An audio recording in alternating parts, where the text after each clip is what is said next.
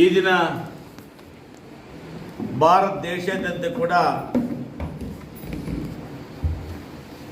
ಇವತ್ತು ಏನು ನಮ್ಮ ಗ್ಯಾಸ್ ಸಮಸ್ಯೆ ಇದೆ, ಕಮರ್ಷಿಯಲ್ ಗ್ಯಾಸ್ ಆಗ್ಬೋದು ಅಥವಾ ನಮ್ಮ ಡೊಮೆಸ್ಟಿಕ್ ಗ್ಯಾಸ್ ಆಗ್ಬೋದು, ಇದನ್ನು ಬಳಕೆ ಮಾಡ್ತಕ್ಕಂಥ ಭಾರತ ದೇಶ ಜನ ಇವತ್ತು ತತ್ತರಿಸಿ ಹೋಗಿದ್ದಾರೆ. ಭಾರತ ದೇಶದಲ್ಲಿ ಸಮಗ್ರವಾಗಿ ನಾವು ಗ್ಯಾಸನ್ನು ಸರಬರಾಜು ಮಾಡ್ತೀವಿ ಅಂತೇಳಿ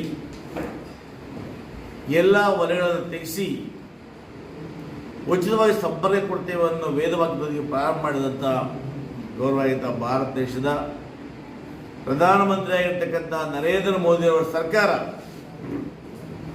ಇವತ್ತು ಸಂಪೂರ್ಣವಾಗಿ ಗ್ಯಾಸ್ ಕೊಡಲಿಕ್ಕೆ ವಿಫಲ ಆಗಿದೆ.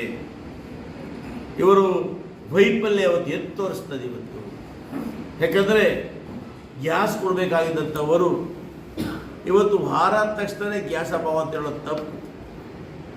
ನಮ್ಮ ಒಂದು ಗ್ರಾಹಕರ ನಿರ್ವಹಣೆಯಲ್ಲಿ ಪ್ರತಿಯೊಂದು ಕೂಡ ಮೂಲಭೂತ ಸೌಕರ್ಯಗಳು ಮತ್ತು ಅತ್ಯವಶ್ಯವಾಗಿರ್ತಕ್ಕಂಥ ವಸ್ತುಗಳನ್ನು ನಾವು ದಾಸ್ತಾನು ಮಾಡತಕ್ಕಂಥದ್ದು ಸರ್ಕಾರದ ಕರ್ತವ್ಯ.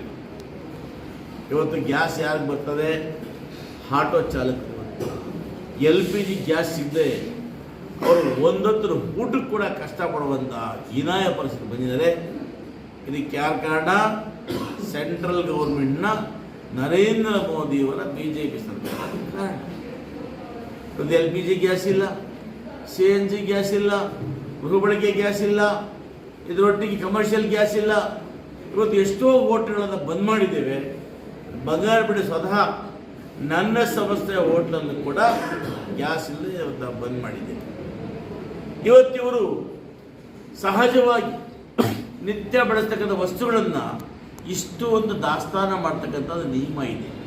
ಇವತ್ತು ರೇಷನ್ ಆಗ್ಬೋದು, ಗ್ಯಾಸ್ ಆಗ್ಬೋದು, ಪೆಟ್ರೋಲ್ ಆಗ್ಬೋದು, ಡೀಸೆಲ್ ಆಗ್ಬೋದು, ಯಾವ ಜನರಿಗೆ ಸಮರ್ಪಕವಾಗಿ ನಾವು ಕೊಡಬೇಕು ಇದನ್ನು ದಾಸ್ತಾನ ಮಾಡ್ತಕ್ಕಂಥದ್ದು ಫುಡ್ ಎಸೆನ್ಷಿಯಲ್ ಆಕ್ಟಲ್ಲಿ ಕೇಂದ್ರ ಸರ್ಕಾರ ಜವಾಬ್ದಾರಿ.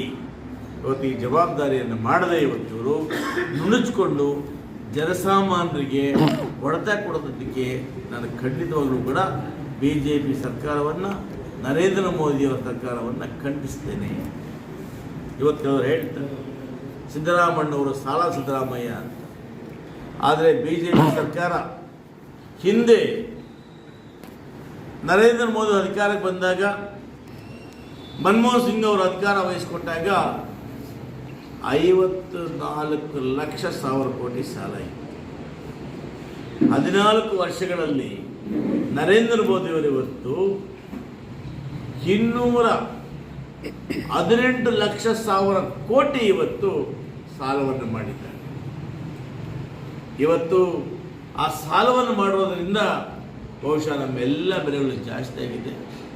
ಇವತ್ತು ಡಾಲರ್ ಬದಲು ನಮ್ಮ ರೂಪಾಯಿ ಮೌಲ್ಯ ಇವತ್ತು 95ಕ್ಕೆ ಹೋಗಿದೆ. ಇನ್ನು 100ಕ್ಕೆ ಹೋದರೆ ನಾವು ಇಂಡೋನೇಷ್ಯಾ, ಪಾಕಿಸ್ತಾನಕ್ಕಿಂತ ಭಾರತ ಕೆಳಮಟ್ಟಕ್ಕೆ ಹೋಗ್ಬೋದು. ಅದ್ಯಾಕೋ ವಿದ್ಯಾವಂತ ಯುವಕರಿಂದ ಅರ್ಥ ಆಗ್ತಾ ಇಲ್ಲ. ಅವರಿಗೆ ಬರೀ ಗುಂಗಿನಲ್ಲೇ ಇದ್ದಾರೆ. ಆ ಗುಂಗಿನ ದಯಮಾಡಿ ಹೊರಬನ್ನಿ, ಅಂಕಿಅಂಶ ತಗೊಳ್ಳಿ. ಭಾರತ ದೇಶದಲ್ಲಿ ಯಾವ ಸ್ಥಾನದಲ್ಲಿ ಇದ್ದೀವಿ ಅದನ್ನು ಅರ್ಥ ಮಾಡ್ಬೋದು.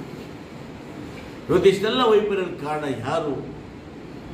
ಕೇಂದ್ರ ರಾಜ್ಯ ಸರ್ಕಾರದ್ದು ಅಲ್ಲವೇ ಇಲ್ಲ. ಯಾಕಂದರೆ diesel, petrol, gas, CNG gas, auto gas ಇವ್ಯಾವುದೂ ಕೂಡ ರಾಜ್ಯ ಸರ್ಕಾರದ ಹಿಡಿತದಲ್ಲಿ ಇಲ್ಲ.